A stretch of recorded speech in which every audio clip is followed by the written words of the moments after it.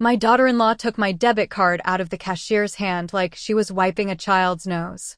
We were at the pharmacy in front of the after-work line, fluorescent lights buzzing, the clerk bagging my blood pressure pills, and Kelsey reached over the counter before the receipt even printed. She gets confused, Kelsey said with the smile she saves for waiters and ushers. I'll keep the card, Marian. We're consolidating her finances. Mark and I have it handled. People shifted their eyes the way they do when they think something private is happening in public and they don't want to be caught watching. I felt my face heat in the heavy scarf I shouldn't have worn. The clerk looked at me, not unkindly, and then looked away. Kelsey tucked my card into her giant wallet the color of a new penny and placed the little bag of pills in my tote like she'd done me a favor. You keep losing receipts, she said, loud enough for the man behind us to hear. We'll set up autopay. The man behind us sighed. I swallowed the impulse to explain that for 30 years I balanced a school's petty cash to the dime, that I'd once found a missing $23 by counting the tape backward to a jammed register. But explanations have a way of looking like excuses when the person across from you is rehearsing a story. The pharmacy tech slid a slip of paper into my bag with emotion, so quick it could have been nothing. I didn't look at it until we were outside and Kelsey was unlocking the SUV with a chirp that made me feel like luggage. The paper was a sticky note, torn into a square. In neat writing it said, "Call Miguel at Rivertown Bank, beneficiary change flagged." The name was familiar. Miguel had opened my CD last fall and complimented my careful notes. I folded the paper into my glove, where Kelsey wouldn't find it, and climbed into the car the way you climb into your own life when someone else thinks they're driving it. At home, Kelsey pulled into my driveway like it was practice, like she was trying out the angle for when the house would be theirs. We brought you a surprise, she said, opening the trunk to reveal a recliner with the tags still on. The kind of recliner that says you'll sit and not get up unless someone helps you. Mom needs one of these, right, Mark? She called into her phone on speaker, because that's how my son talks to me these days, through a rectangle held inches from my face. Right, he said, distracted. It'll look nice in the front room when we stage. The last word slid out before he could stuff it back in. I set the tote down on the hall table and saw another item I hadn't placed there, a manila envelope stamped Franklin County Recorder, appointment confirmation. When I opened it, a single page with my parcel number and the words Mobile Notary, Wednesday, 3 p.m. blinked up at me like a small alarm. Under Requested by, someone had typed Kelsey Doyle. I walked to the kitchen and ran the tap over my hands until the water went from cold to warm, listening to the way Kelsey narrated my home like a realtor on a video tour. We'll keep the built-ins, she told the speakerphone. Paint everything warm cloud. It'll feel larger. On the fridge was a new calendar I hadn't hung, little boxes already filled with her block letters. Move things to storage, Mark call locksmith, bank appointment, TUD deed. Todd. I'd shelved enough legal self-help books in my years as the school secretary to know those 3 letters the way you know the sound of your own name. Transfer on death. I'd also read enough to know that these things only help the living when the person who owns the thing truly wants it. I'm 72, a widow, steady with my routines. I worry about becoming a burden because I watched my own mother shrink into the empty space people cleared around her. I also worry about what gets erased in a house when furniture moves in before permission does. The doorbell rang. Bev, our mail carrier with her blue cap and exact stride, handed me a certified mail slip. Change of address request, she said. For your utility bills. Sign if you filed it. I didn't move. Kelsey reached around me with that same helpful smile. We'll take care of that, she said, pen already in hand. Bev leaned a little to the side to look at me. Her eyes were neutral the way a judge's might be before a verdict. Mrs. Doyle, she said, voice flat as a ruler, do you want me to process this? It was the way she asked it, do you want me to, that unglued the stuck place in my throat. No, I said, and Kelsey's pen hung in the air like a dropped note. Bev nodded once. She slid the slip back into her pouch and moved down the steps. At the bottom, she turned and tapped the brim of her cap toward my tote, as if to say, look. I reached in and touched the pharmacy bag, then the sticky note with Miguel's name. The recliner sat in my front room like a prop, waiting for its scene. I'm a quiet person, but I'm not a prop.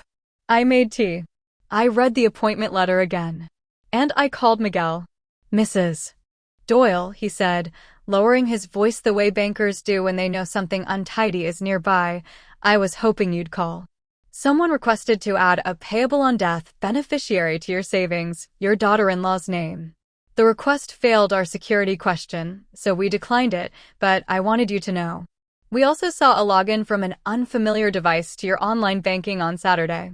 Thank you, I said, my voice a little too calm. The kettle clicked off. I poured without watching and set the cup down so carefully you'd think the table might buck. He continued. I can schedule time with our fraud specialist, he said.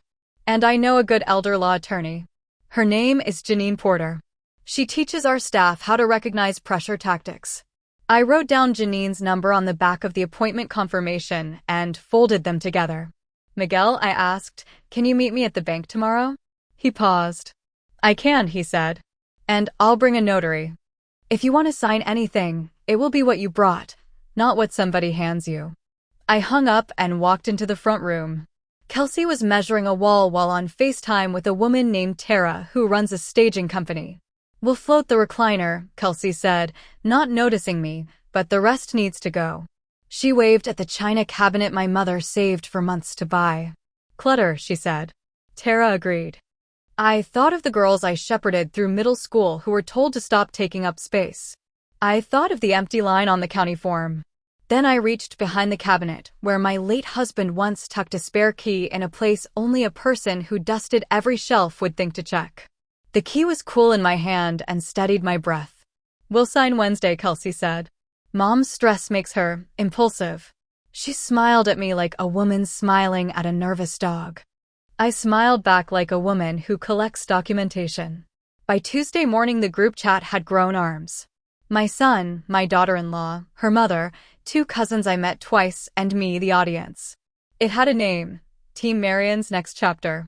They assign tasks the way committees do when they've already decided the outcome. I'll put her meds in a lockbox, Kelsey typed. She forgets. I'll call the mobile notary, her mother wrote, adding a string of hearts. She loves paperwork. Mark, you handle utilities. We'll forward everything to our address. Our address. It was like reading plans for a small invasion and seeing your favorite chair on the map. The neighbors noticed before I asked them to.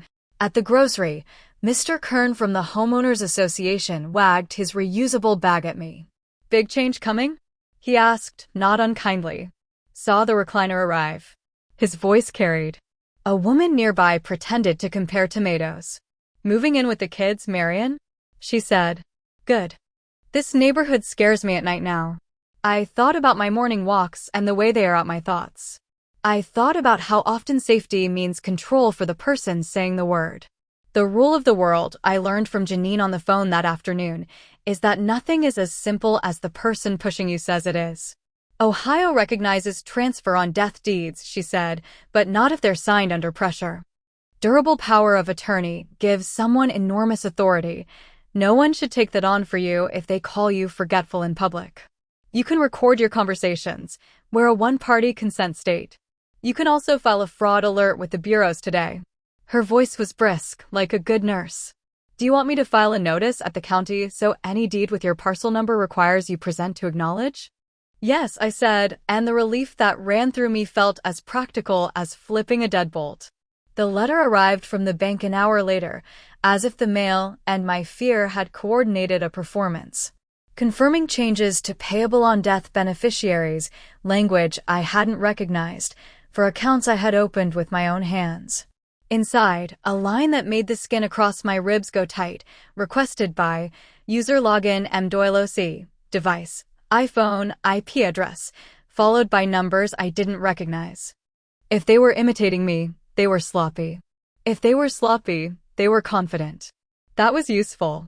Kelsey breezed in before dinner with the notary's card and a bag of lemon-scented wipes like we were sanitizing a school desk. I brought you a treat, she said, placing a folder on the table. Just preliminary. The folder was the office store kind in a color that looks like someone named it after a spring sky. Inside, the first page read Durable Power of Attorney. Beneath, a line with my name, a line with marks. We'll keep it simple, Kelsey said. We'll pay your taxes and cancel your magazine subscriptions. She slid a pen onto the table that had the name of her favorite salon on it. Sign tonight, we notarize tomorrow. Like a gift, she added, and it's strange how many traps arrive with a bow. I turned the page and found a caregiver agreement template, hourly rate blank, tasks a mile long. It's standard, Kelsey said. It will help if you ever need Medicaid. I nodded, almost absently, and asked a question I already knew the answer to. Does the caregiver have to report this as income? Kelsey blinked and looked at her phone. We'll figure that out later, she said. I agreed to something instead. I'll move in with you for 2 weeks, I said, steady. Try it out. We'll fill in a rate, keep receipts, and you can show me how it works. Kelsey clapped like a camp counselor. See, Mark? Mom's being reasonable. She texted the group chat a row of stars. What she didn't know, and I wouldn't say, was that agreeing to be a burden on paper is sometimes the only way to prove you aren't one in fact. I recorded our conversation with my phone in my sweater pocket, Janine's instructions printed in my mind like bold text. I took the recliner receipt and asked Kelsey to put it in a shoebox labeled Mom Expenses. I watched her use my debit card to buy scented candles and a white throw at a store with mirrors, photographing every receipt before it slid under the lid. I accepted a key to their house and kept my own keys in my shoe. You do these small things not because they will explode into justice on their own, but because a paper trail is a path out of the woods. I slept at Mark and Kelsey's for 8 nights, in a room that had once been a gym and now smelled faintly of vanilla and rubber mats. Kelsey put my pillbox on a high shelf like a trophy and filmed a Caring for Mom video in which she showed people the labeled baskets she'd purchased and the color-coded calendar she'd hung above the laundry. I didn't argue. Arguing would have been a kind of applause. On day 2, Miguel met me in a small glass room at Rivertown and slid a pad of paper across the table. Write down where your important documents are, he said. Sign and date it. We'll notarize so there's no question you knew what you had and where. He printed out a list of IP addresses that had attempted to access my accounts. A few were mine. 2 weren't. We'll include this if we need to, he said. Also, I ran the name on your notary appointment. The request came from a Gmail that matches your daughter-in-law's Instagram handle. He didn't say it accusingly. He said it like math. Janine called from the county recorder's office an hour later. The hold is active, she said. No deed can be recorded on your parcel without you present in person. She asked if I still had the mobile notary's card. Call and cancel, she said. Then let them reschedule and see who shows up with papers. I pictured Kelsey's neat block capitals on my fridge calendar. I canceled. Kelsey texted a frowning face and a sentence. Mom is spiraling again. I was spiraling into record keeping. I asked Kelsey to fill in the hourly rate on the caregiver agreement, and she wrote a number she'd seen on a blog. 25, she said. We're generous. I asked her to clock her hours. She made a spreadsheet with pastel borders. Every evening, I asked her to review the shoebox with me. She rolled her eyes, but sat down. It was all there, candles, throw blanket, a work lunch at a place with $16 salads. 2 grocery trips, both light on actual food. Meals are so expensive now, she said, and I nodded. They are. On day 6, I asked to stop at my house on the way back from the bank. Kelsey sat in the SUV with a podcast while I went in with Bev, who came by on her lunch break. You didn't sign the change of address, she said, so we held your mail. She handed me a stack. On top was a letter from a locksmith with an estimate for rekeying my doors, requested by my son. He told me you lost your keys, Bev said. I still that neutral judges. I tapped my shoe and felt the outline of metal. I'll take it from here, I said. And Bev, can I ask you of footage? She finished, smiling for the first time that day. Everyone does now. The whole street is a movie. She took out her phone. This shows who used your door last Tuesday night. You might want your attorney to see. On her screen, clear as a daylight confession, was Kelsey stepping through my doorway with Mark behind her, gloved. Bev tapped a button and the clip shared to my email, with a little whoosh that sounded like relief disguised as technology. On day 8, the doorbell rang at Mark's during dinner. The mobile notary, punctual to the minute, stood there with a briefcase and a polite expression. Kelsey brought out the blue folder. Finally, she said, pen at the ready. Mom, you sign, we notarize. No drama. She placed a single page in front of me. Transfer on death deed, grantee beneficiaries Mark Doyle and Kelsey Doyle, joint tenants with right of survivorship. My name in the grantor line looked flimsy. The notary waited, hands folded. We'll meet at the HOA meeting tomorrow, I said, folding the paper closed. Mr. Kern said he wants witnesses when we talk about the budget. They can witness this too. The notary blinked. I'm mobile, he said. We can do it here. Tomorrow, I repeated and slid the paper across the table like it was a flyer I didn't want. Kelsey's jaw tightened. Mark put down his fork. Mom, he said, a warning tucked into the word. We've already. Tomorrow, I said again, and he was a boy with his hand caught in the cookie jar, realizing his mother had a camera on the kitchen. There's a stillness a person gets when they know they aren't alone anymore. I had it then. The HOA meeting smelled like coffee and floor cleaner. Mr. Kern banged a gavel he bought online and called the room to order. 40 folding chairs held people whose opinions I'd known for years about yard heights and garbage bins. Kelsey sat near the front with Mark, the notary behind them, blue folder on his lap. Gwen took a seat at the end of a row, scarf wrapped just so, expression tight. Bev stood by the door, arms crossed, postal cap tilted. Before the mulch budget, I said, standing when Mr. Kern asked for new business, I have something to sign. Laughter bubbled. Neighbors love a surprise when it isn't theirs. Kelsey's smile was a hinge. Finally, she whispered to Mark, loud enough for the people behind to hear. Finally. This is my transfer on death deed, I said, placing a document on the table, not the one from Kelsey's blue folder, but one Janine had prepared. It names my granddaughter Ellie as beneficiary when I die, with a life estate reserved to me, and a condition that the property cannot be sold for 10 years. If Ellie is not of age, the property goes into a community land trust until she is. I turned to the notary. I'll sign now, in public, with my witnesses. Janine stepped forward from the back of the room, a pen already in her hand, her bar card tucked just visible into her wallet like a quiet credential. Kelsey's mouth opened and shut. You can't bypass Mark, she said, almost pleading. He's your son. I'm his mother, I said, and he doesn't get to rehearse my confusion in front of strangers and then ask for my signature. Mark stood, chest rising. Mom, he began, we were trying to help. Help looks different, I said, nodding to Miguel, who had walked in with a folder. He cleared his throat. I'm Miguel from Rivertown Bank. Mrs. Doyle didn't authorize beneficiary changes on her accounts. We declined the request from a device linked to an email used by. He looked at the page as if the name pained him. Kelsey Doyle. He set a printout on the table. Timestamps. IP addresses. His hand did not shake. Gwen stood abruptly. This is a family matter, she said. We shouldn't be airing it here.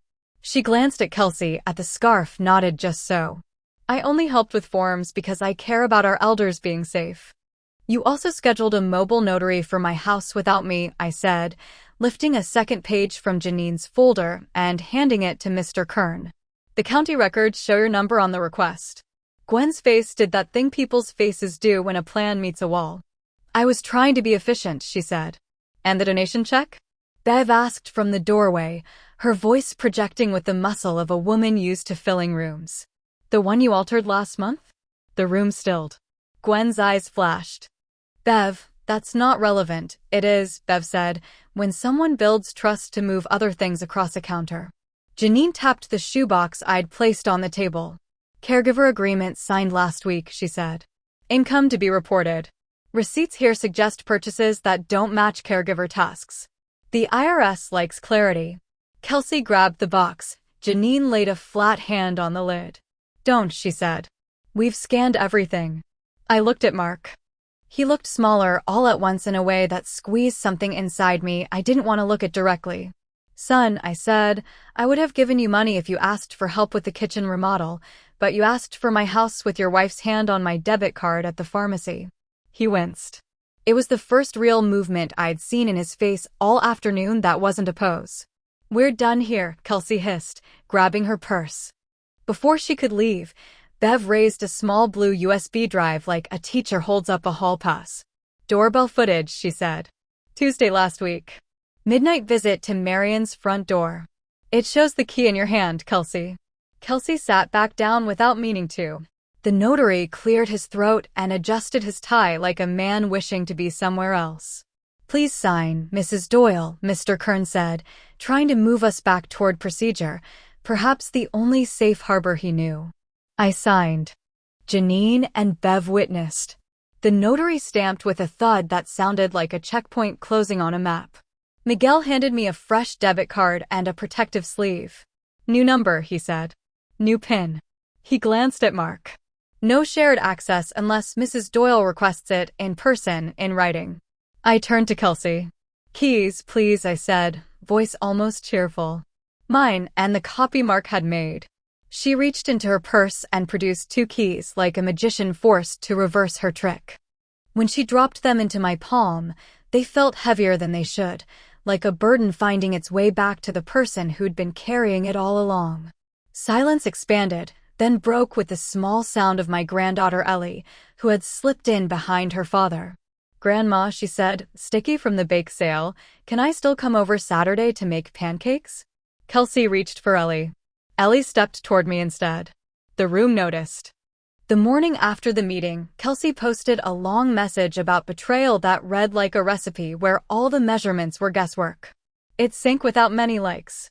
Gwen avoided me at church. The pastor called and apologized for any inappropriate involvement of staff family in congregants' financial matters, a sentence that sounded practiced and relieved in equal measure.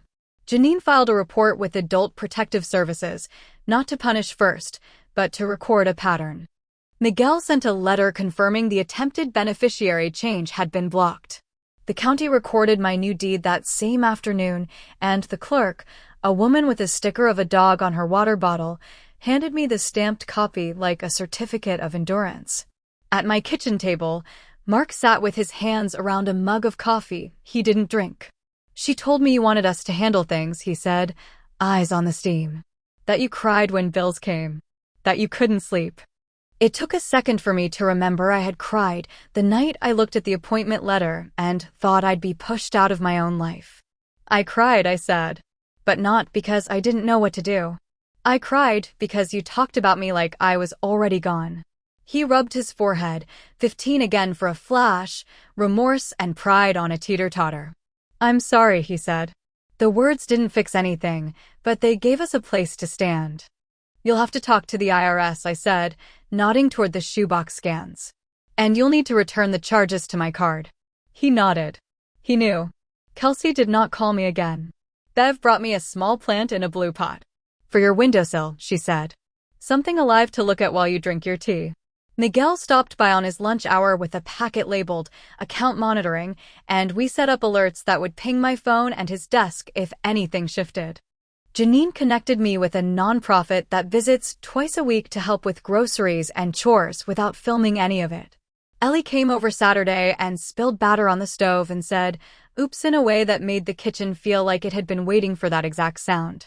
There is a taste of revenge that people like to name as sweet, but to me it tasted like room temperature water after a long walk, ordinary and absolutely necessary. Justice in my case looked like a stack of stamped papers in a blue folder I keep where I can see it, a phone with fewer group chats and more direct numbers, a mailbox with only my name on it, and a set of keys that jingled with nothing extra. Reversing my weakness, agreeing to be the burden Kelsey narrated, gave me a string to pull. The string led to receipts, the receipts led to questions, the questions led to a room where my voice fit. What I didn't expect, and what I'm telling you because we're friends and friends include the part you might miss, is the quiet that came after. I went to the library on Thursday to sort donations, and the volunteers didn't tiptoe around me. A woman set down a stack of mysteries and said, "Good for you, Marian," in the same tone you use when someone says they finally made the dentist appointment they'd been putting off. Mr. Kern waved awkwardly and said he appreciated the meeting's efficiency. Miguel recommended a better password manager and a bakery that sells thumbprint cookies like the ones my mother made. Janine sent me a bill with a little note on it. You did the hard part. As for the moral, Avoid the kind you can embroider. Maybe it's this instead. If someone calls you a burden while reaching for your wallet, write down the time and keep the receipt. If someone who says they're helping asks you to sign in your kitchen, move the signing to a room with glass walls and an official with a stamp. If you're lucky, your mail carrier will treat your doorstep like a small courtroom, and your banker will treat your paper like something worth guarding. And if your granddaughter asks for pancakes, say yes, because the future needs to taste like something she'll remember with her hands. The plant Bev brought me has 3 new leaves. Ellie and I named it Milton for no reason we can explain. On Saturdays we water Milton, make pancakes, and check the carrots in the little plot I cut back from the lawn. I lock my door at night and it sounds like a promise. Sometimes I think about the photo of Kelsey at my lock, and I don't feel triumph, not exactly. I feel the ground under my house, the particular way it holds weight. I feel my seat at my own table. I feel the pen in my right hand and the steady way it wrote my name in front of neighbors who watched and understood. And if you ever sit where I sat, in a chair someone called a recliner like a destiny, and you wonder whether your voice will catch or carry, picture my blue folder and Bev's cap and Miguel's quiet nod, and imagine a room where, when you sign, the stamp clicks, and then the only sound is your granddaughter asking if one more pancake would be outrageous, and your laugh surprising you by saying, by all means.